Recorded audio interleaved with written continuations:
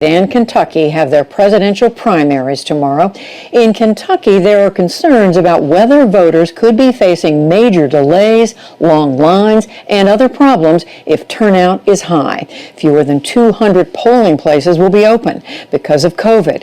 That's compared to 3,700 in a typical year. Earlier this month, Georgia served as the latest example of serious voting problems that could affect elections this fall. Miles O'Brien has the story. It was no walk in the park when Georgians cast their ballots on June 9th.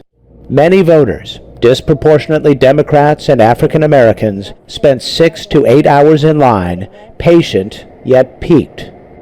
At the Central Park Rec Center in Atlanta, I met Amelia Dobbs 4 hours into a grueling vote-a-thon. So I'm very disappointed after being a voter for over 50 years. It's getting worse, and worse. It can't get any worse than this. John Dotson and his partner Yolanda Boris were just ahead of Ms. Dobbs in a line that encircled the park.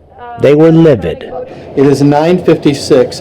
There are now eight ballots counted. Scanned. Eight ballots. This is an exercise in patience, but also it's an exercise in will. And if the intention is to break the will, those people are not leaving. Inside, beleaguered poll workers struggled with a new, complex voting system that they hadn't even seen before the election. In-person training was deemed unsafe in the midst of a pandemic. Among other things, the passwords to log onto the machines, in plain view on the tables, didn't work. Marilyn Marks is executive director of the Coalition for Good Governance, an organization focused on election transparency and verifiability. We don't necessarily have fair and secure elections across the United States. And Georgia is the epitome of problem elections. Georgia becomes really the example at almost every level of what is wrong. Marks helped lead the charge to usher in a new era of voting in Georgia last year. For 18 years, the state used electronic voting machines made by Diebold Election Systems. The machines were widely used across the nation, even though experts proved they were easy for hackers to attack without leaving a trace. A federal judge is ordering Georgia to stop using its outdated voting machines and In August of 2019, a federal judge ordered the state to scrap the flawed machines for something more secure and verifiable. So the state spent more than $100 million to supply every county with so-called image cast machines made by a Canadian company, Dominion Voting Systems. They are ballot marking devices, meaning voters make selections on a touchscreen and ballots are printed with choices embedded in a QR code and listed in plain English. The paper ballot is then scanned and counted. Brad Rathensperger is Georgia's Secretary of State.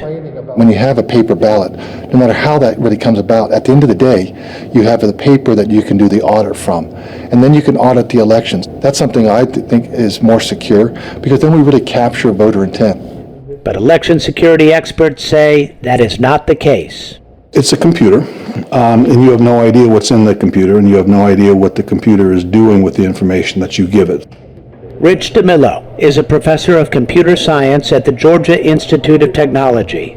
He tried to stop Georgia from buying the Dominion system, now used in 24 states. A ballot marking device is, in the first place, an extremely expensive pencil that will make mistakes, that is prone to failure, that is prone to misuse. And if it fails, if it's misused, you have no way of telling.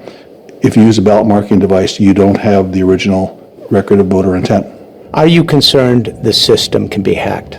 No, we never take anything for granted. We are very vigilant. We understand that elections are tempting targets for hackers. Indeed. At the hacker convention DEF CON, they have been making virtual mincemeat of electronic voting machines for years. Legendary white hat hacker and election security consultant Hari Hursty was part of the exploits. You can introduce races which don't appear as when they should be. You can change the design on the screen to be misleading and confusing the voter. when the voters making the selections, are those selections recorded accurately? The new voting system also includes electronic poll books made by a St. Louis company called No Ink. Election officials say the devices frequently shut down and showed polling information for the wrong election, creating more havoc.